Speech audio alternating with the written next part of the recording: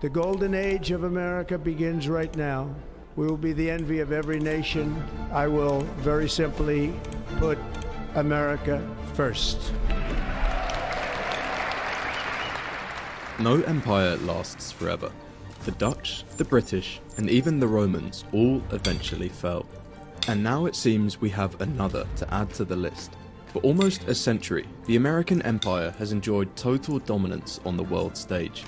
Despite only having 4% of the world's population, they account for 20% of global income. And this one country alone makes up almost 40% of the global military budget. But recently, this has been changing, and fast. By 2028, China is set to overtake the US as the world's largest economy, and for decades it's been positioning itself at the centre of a new world order, waiting for its moment to pounce. Since 2010, they have invested well over $1 trillion in developing countries around the world, building strategic alliances for the future. Meanwhile, the American world order has never seemed more fragile. Government debt has continued to pile up, and interest repayments now make up 1/6 of the annual budget, and decades of globalization are being unpicked right before our eyes. The trust America has spent generations building is slowly eroding, through tariffs, erratic policies, and a growing sense that the rules no longer apply. It has been warned that power tends to corrupt, and absolute power corrupts absolutely. This isn't just about one leader, it's about what happens when an empire starts to believe in its own invincibility, long after the foundations have started to crack.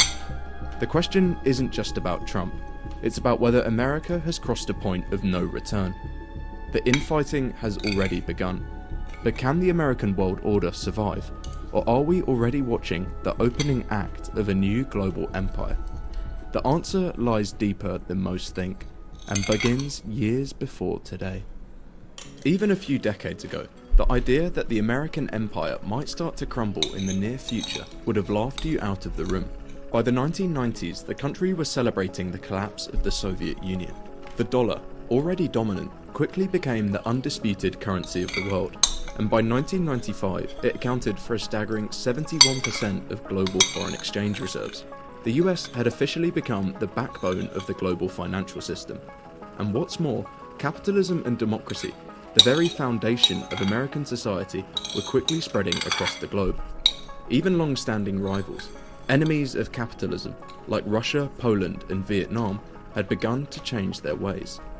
The American empire had never seemed stronger, but while the country was basking in its post-world glory, on the other side of the Pacific, a seemingly insignificant nation was quietly laying the groundwork for its own economic miracle. If you're watching this video, then you likely know the story. By the 1990s, China had embarked on a journey that would totally transform its economy, reshaping the global order in the process. The Chinese economy would go on to grow by more than 9% per year, lifting millions out of poverty in the process. But far from being worried, Washington elites at the time saw this as a major win. Another communist power had changed its ways, realizing the virtues of market systems. When China joined the World Trade Organization in 2000, Bill Clinton didn't just see a trade deal, he saw a turning point in the country's future.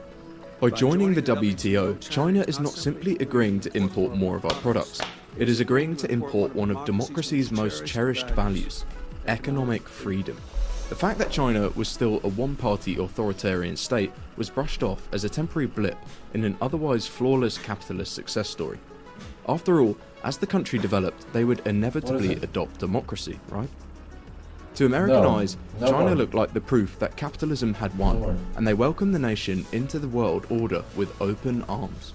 From 1995 to 2010, Chinese exports to the US increased from around $100 billion to over $1.5 trillion. But while Washington believed it had brought China into its system, they overlooked something deeper. Dripping water can penetrate stone.